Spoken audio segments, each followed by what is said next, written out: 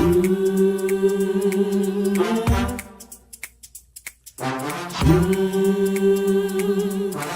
talk to God.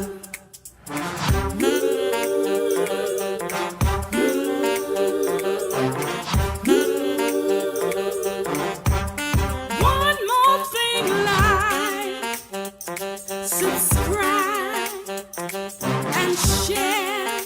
Come on, let's talk to God. Woo!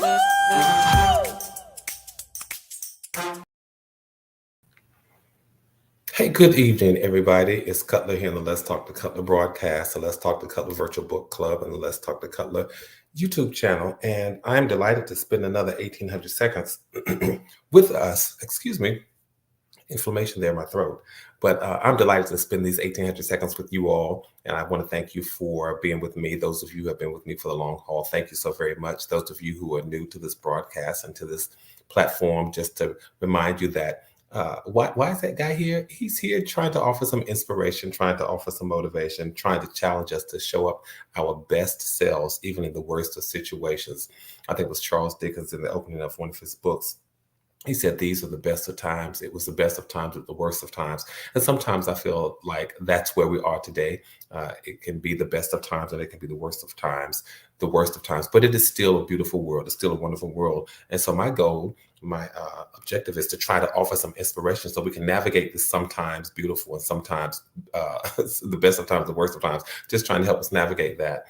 So if this is your very first time, please know that this is not one of those somebody done me wrong platforms and where you always see pessimism and that sort of thing. No, quite the opposite. This is about lifting us. It's about challenges. It's about motivating us. It's about inspiring us. And that is my goal for the evening. So thank you, those of you who have decided to share this time with me.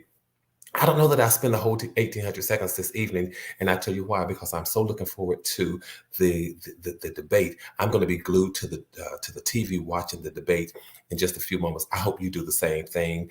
And this is not a political platform, but I hope you're going to watch the debate, and I hope you will make the right decision as a result of the debate. So I'll just put that out there. But listen, let me just remind you, if you haven't done so, please go ahead and subscribe to my channel. And after you subscribe, then make sure that you click on the notification bell. I don't know where the notification bell is on your device. It may be down there, up there, over there, over there. Wherever it is, just find it. Click on it, and it lets you know whenever I have gone live and or whenever I have uploaded new content. So make sure that you subscribe. I want to shout out the LTTC VIPs. They are the first 3 people that I see on my end who have come into the chat. So as you're coming to the chat room, make sure that you say hi to everybody. I see some people coming on, but you're not over in the chat just yet. Come on over to the chat so we can see all of our friends who have decided to spend this time with us this evening. The LTTC VIPs that I see are Annie Cutler, Linda Martin, and Lynn Gardner. It's wonderful to see all of you all. Thank you. Let's talk about why do we set ourselves up for failure? That's one of the things that I want to talk about this evening, you all, because I read something earlier this morning, and it said, you will never become a butterfly as long as you keep talking caterpillar language. That said something to me. You will never become a butterfly as long as you keep talking and using caterpillar language. And that said to me that we sometimes put ourselves down. We don't lift ourselves up. We don't encourage ourselves. We don't raise ourselves. We don't elevate ourselves. But what we do, we talk about ourselves as if the here and now is as good as it gets. And the quote that I read, the quote that I recited says, you will never become a butterfly as long as you keep talking caterpillar language. Isn't that amazing? Think about it. Think about how you have progressed in life. Think about the times where you have achieved your greatest successes and your greatest victories. It wasn't because you kept talking about yourself the same way. You saw yourself as a winner. You saw yourself as a victor. You saw yourself as somebody successful. And you had to change the language. You had to change the narrative, or at least you had to enhance the narrative, or had to enhance the language that you used about yourself. For example, if you were going to get a new job, you would say, listen, I have to fill out this application. I've got to I have to update my resume. So you changed the language. It wasn't that, well, nobody's calling me.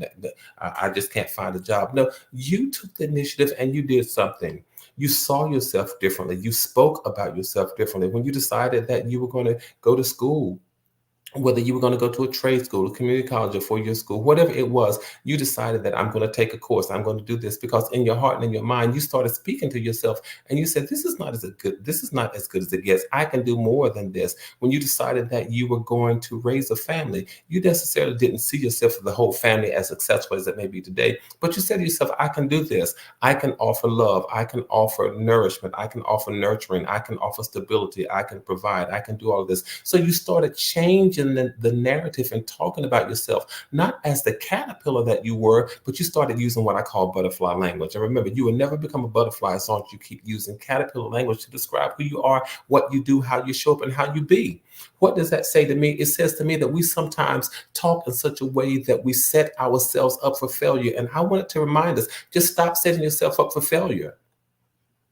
Just stop setting yourself up for failure. I was talking with one of you through email some time ago, and I was mentioning, I think I had mentioned the word, make sure that you take manageable steps so that you can win and then celebrate your wins. And I was saying to one of you that what you need to do sometimes, what we need to do is just stop and have a party. Just stop and celebrate ourselves. Stop what we're doing. Take a moment to realize that you've done something worth celebrating. Stop setting yourself up for failure, but set yourself up for win so that you can stop from time to time and just throw a party. So you can just stop and just celebrate. So you can stop and applaud you. You can stop and commend you. You can stop and celebrate you. So don't set yourself up for failure.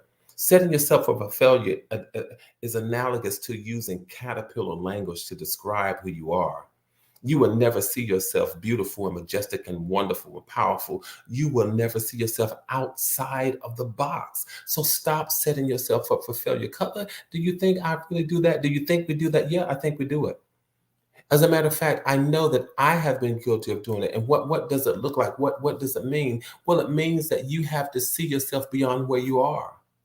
You have to be able to proverbially stand up so that you can see yourself where you want to be, where you want to go. You might not be there yet. Let me just be real and practical and pragmatic for a moment. You might not be there, but the ability to stand up says that I can at least scope out and scout out the land and see out where I want to go, what I want to do. Sometimes we just sit there, we sit still and we don't get up. But may I suggest to us this evening to stand up and scout out the land and see where you want to go, see what you want to be, see what victories you want to achieve, what successes you hope to obtain. I offer us the ability to stand up.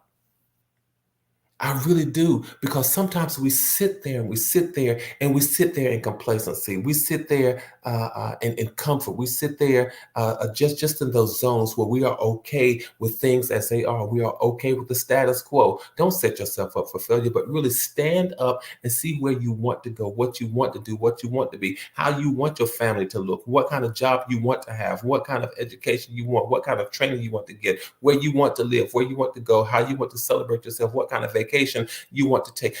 I'm offering us the ability to stand up and at least see the opportunities and see the possibilities.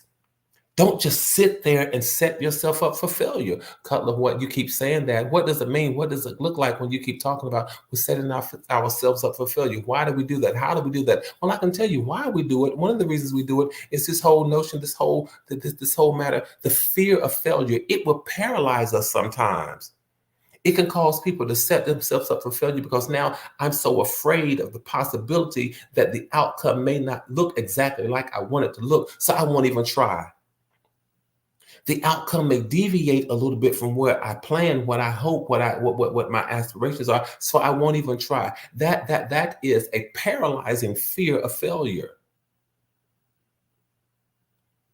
And so we set ourselves up for failure because we are afraid of failure. We are afraid of the possibility of failure. And we get stuck and we stay where we are because we say, oh no, I don't want to fail. May I tell you that not moving, not doing, not going, not developing a trajectory, that in and of itself is failure? So the fear, the paralyzing fear of failure is in and of itself a catalyst sometimes for just setting ourselves up for failure. Oh, listen, if I'm going to do this, I'm going to do it right. I want to get started unless I can give 100%. Well, you just get started because maybe today you can only give 75%, but get started with the 75% that you have and stop waiting for the 25% to come, because if you keep waiting for the 25% to come, what if it doesn't show up for another 17 years? What are you going to do then? I'd rather use the little that I have to at least get myself going than to sit and waiting for the possibility that it's going to show up. No, let me just go with the 75% source of energy that I have now. And what am I going to do with the 75%? I'm going to use the 75% as if it is 100%. I'm going to give it all I got. So stop being paralyzed by the fear of failure, the possibility that something is not going to go right. Can I offer you another side of that possibility? If it's possible that something won't go right, isn't it possible that it will go right? If it is possible that you might fail, isn't it possible that you might succeed? If it's possible that you might lose, isn't it possible that you might win? I want you to think about the possibilities and now start seeing the glass not only half empty, but half full. And at least look at the fact that you have a glass. We need to do that. And I want you to do that because I don't want us in a place where we are always setting ourselves up for failure. Lynn, you're right. When you talk positive about yourself, there are people out there saying that you are being stuck up or being better than someone else. I have that paralyzing fear of failure. I'm afraid to try. But may I suggest this to you? May I suggest this to you? And thank you for your comment because that wasn't just something that you share. It's probably something that we all share. You're afraid that people are going to say that I'm stuck up. People are going to say that I'm conceited. People are going to say that I'm arrogant. People are going to say that I'm egotistical. And guess what? The whole time they are saying that they don't want to see your strength. They don't want to see your beauty. They don't want to see your value because they see it in you. And a lot of times they're trying to suppress it so that it doesn't rise to the surface because for some reason they may be afraid of it, or they may be intimidated by it. And this is the point in life where you have to say to yourself, listen, if I don't pat myself on the back, who is going to do it? If I don't tap into all that I am and all that I have and all that I can be, who is going to do it? One day one day I just may die or I will die, but I don't want to die having all of that potential that I never tapped into. What kind of life will I have had if I didn't tap into the potential that I have? I would rather die empty from having tried and emptied myself from having tried to do everything that I thought I could possibly have done rather than having died full of potential that I never used. So never mind the naysayers, never mind the tale talkers and the tongue bearers. Do what you know to do that is good and right for you. As long as it is not harming anybody else. Let me say that again. As long as it is not harming anybody else, do what is good and is right for you to do by and for yourself. Every day, deal with the discomfort of, oh, they might talk about me. Go through that discomfort and let them talk and keep right on going. Just keep right on going. Because I want us, and you know how you really can get a different perspective and a different outlook of this? Just ride by a cemetery one day and say, I wonder how many of those people died full of potential, never having fulfilled what they were capable of doing because they were concerned of what somebody might say. It happens. People do that.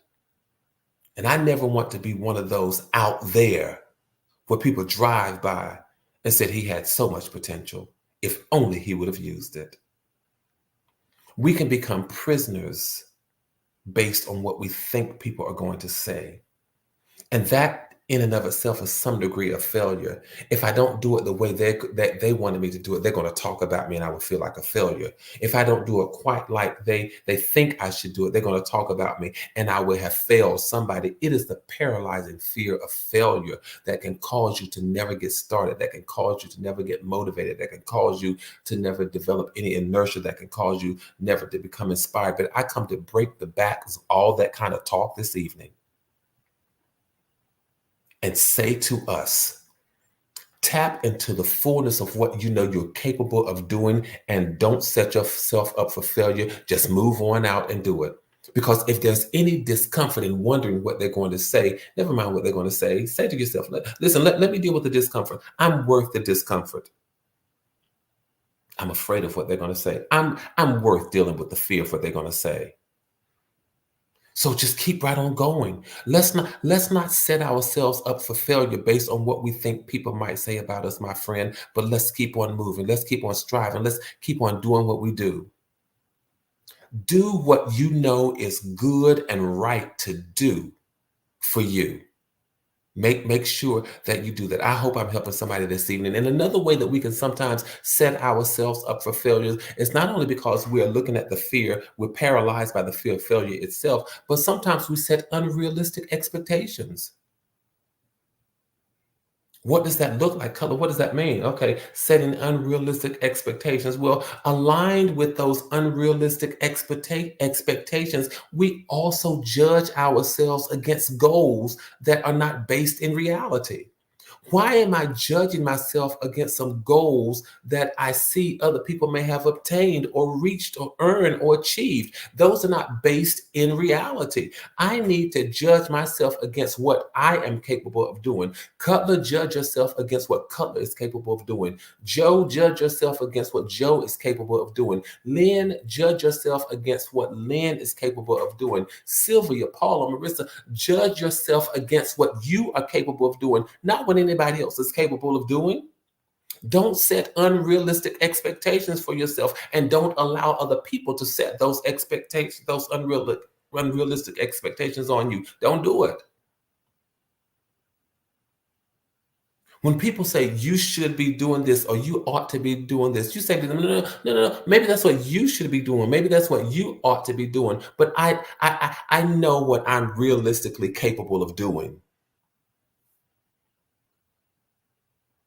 McDiner, you're right. Because what we do, we tap into social media and we look at what people are doing on social media. And don't you all know that social media is filled with social media is filled with glamorized, it's filled with glamour and fantasy and lies and deceptions, because most of the time people are going to show themselves in the most positive light that they can. But may I tell you, we don't always wake up and stay in the most positive light for 24/7, 365 days a year. I don't, you don't, and no one else does. And they know they don't. But what do? We judge ourselves based on somebody else's reality, when the truth of the matter is it may not even be their reality. It's a snippet of what they want to show on social media. Stop setting these unrealistic expectations of yourself and stop judging yourself against other people's reality, or at least their perceived reality. You're right, McDiner, against their fake. I'm telling you, just don't do this. We just need not do that anymore. Right. Some people will, you see these pictures and people say, I woke up this way. Oh wow. So you woke up looking photoshopped. Okay, all right. Well, if that's you or that's your wonderful life, go right ahead. I can tell you I wake up looking far from photoshopped. I have to wash my face, brush my teeth, take a shower, brush my hair, and keep on going and do everything else that everybody else does to get myself halfway looking like I can be presented to the world. But I'm not going to post that, and neither are they. So don't set yourself up for failure. You are. Just don't do it. And a lot of times we set ourselves up for failure because we have this lack of confidence. People may lack the confidence in their abilities, or they feel disconnected from how to achieve their goals. So there is no confidence in themselves. There's no confidence in their abilities. There's no confidence in their values. There's no trust in their ability to achieve what they hope to achieve. It's a lack of confidence. Oh yeah, let's never mind talking about let's never mind all the filters that people use to look wonderful and glamorous. But again, come on, you all. I want to offer us a real practical platform whereby we stop setting ourselves up for failure. Because the truth of the matter is, we have friends and family members and people that we love, and we won't let them set themselves up for failure. So don't do it to yourself. Sometimes we indulge in self-criticism, self-loathing, and self-hatred. And sometimes that can cause you to feel like a failure. And the ultimate way in which we can do that to ourselves sometimes is by claiming that, oh, I'm a perfectionist. That it sounds good, it sounds wonderful, but be careful using that word. I'm a perfectionist. I've always got to get it right. I'm a perfectionist. It has to be done right every single time. I've got to dot every I and cross every T. I've got to make sure that I get this absolutely perfect. No. You're setting yourself up for failure.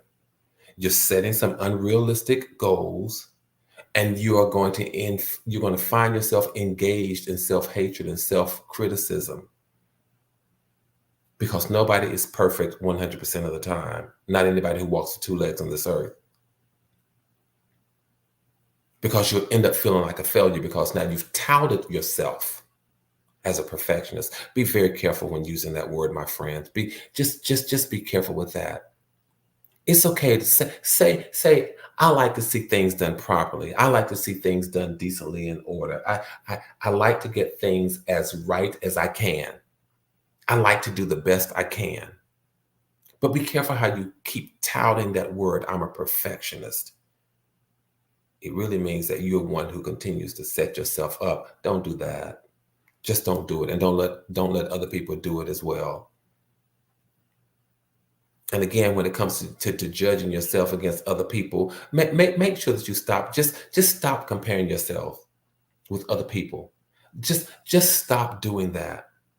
If there is this friendly challenge and friendly exchange, and it encourages you, and you can each pull the other along, and you can be the push when somebody needs to be pushed, and they can be the pull when you need to be pulled, and you can get along each other and poke and prod and move them along, that's fine. That's one thing. But when you're constantly comparing yourself to other people, that can just lead to feelings of failure. Don't do that. Get people in your corner. Absolutely. Make sure that you have people in your corner, people in your village, people in your surroundings, people in your network. Absolutely. I'm a fan. I'm a proponent of that. But make sure that you don't constantly compare yourself with other people, not even the people in your circle. Because in your mind's eye, somebody is always going to have more. Something that someone has is always going to be bigger and better and grander.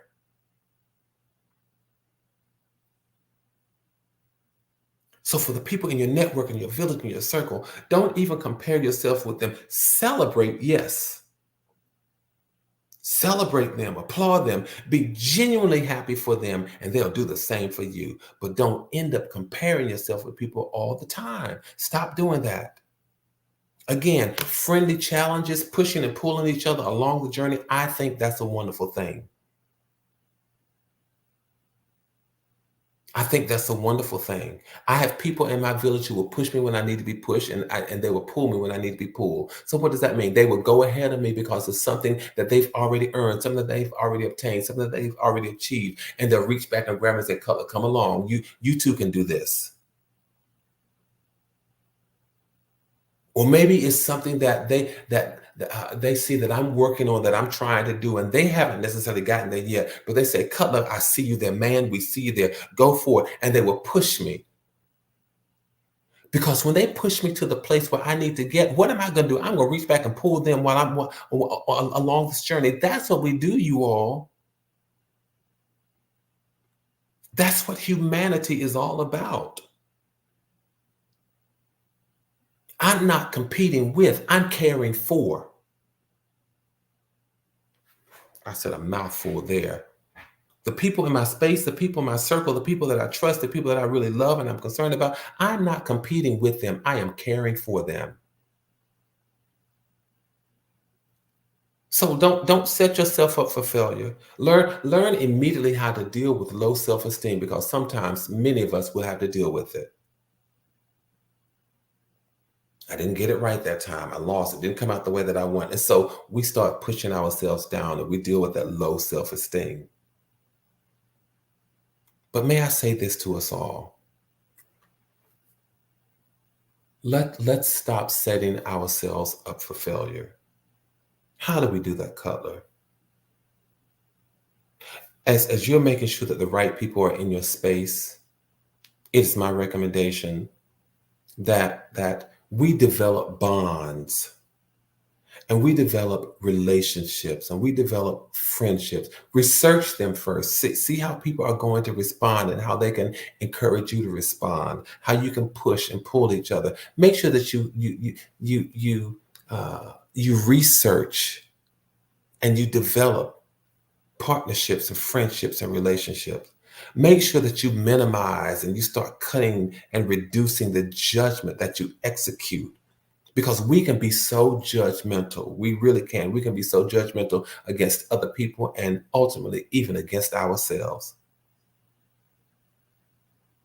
What does that mean? It also means then that we must learn how to forgive ourselves because once we forgive ourselves, we no longer hold ourselves hostage, but we allow ourselves to see beyond the walls, see beyond what we see, and then start talking about ourselves. I know I'm a caterpillar right now, but I talk about myself because I know one day I will become the butterfly. I know where I am now, but I know I'm not going to be this way. I'm not going to be crawling all around like this all the time. One day I'm going to be flying and soaring like the butterfly. Forgive yourself so that you are not held hostage to where you are or where you used to be. And then develop this mindset that says, no, I won't be crawling all the time. One day I'll be flying. It means that you are adopting this growth mindset. That's what you're doing. You are developing a growth mindset and a growth mentality.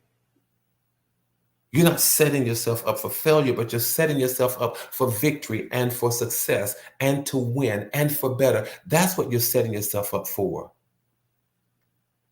So when you change your mindset, then may I recommend to us, start noticing your learnings and the new things that you are achieving and your progress. Make a note of it and then celebrate it. Celebrate it. We will never become butterflies as long as we keep talking about ourselves with a caterpillar mentality. When I tell you that really resonated with me today, and I knew it would be the catalyst of my conversations with you. All right. And so I'm taking a look at the comments and I see them. Let's see, Kelly line, need courage, I need confidence. So make sure that you learn to develop confidence. Confidence says, I know enough to stand in who I am. I wish I had time to deal with this. Confidence does not mean that you're always comfortable. Confidence does not always mean that you are comfortable. Confidence says, I have an assurance of who I am. I have an assurance of what I know. I have an assurance of what I can be and what I can do. Yes, I have an assurance of my capabilities. Now, my palms may be sweaty while I'm doing it, and my knees may be knocking together while I'm doing it. That's comfort. But confidence says, I have an assurance of my capability. And so I offer us the confidence not to set ourselves up for failure. Hey, you all, let's keep doing what we do. I hope this conversation helps somebody. If you all would like for me to continue perhaps this particular conversation, I can do that the next time we come together. But I want us to stop setting ourselves up for failure. And let's encourage the people in our community not to set themselves up for failure. The people in our villages, the people in our networks, let's encourage them not to set themselves up for failure. And if they don't know how to do that, if they need a little inspiration, a little motivation, a little challenge, tell them, come on, let's talk to Cutler. In fact, you can send them the link to this particular conversation that we've had this Tuesday on September the 10th. All right. Please know that you are always In my fondest wishes, let's keep doing what we do. Let's keep building community. Let's keep maintaining connectivity. Let's keep our heads up. Let's keep our hopes up. Know that from my heart to yours, there is and always will be so much love. I promise you that is the truth. And I'm going to go grab a quick bite, and I am going to glue myself in front of the TV for this debate that's coming up. Listen, watch the debate and do what's right. All right. I'll see you all the next time I see you. Have a good evening, everybody.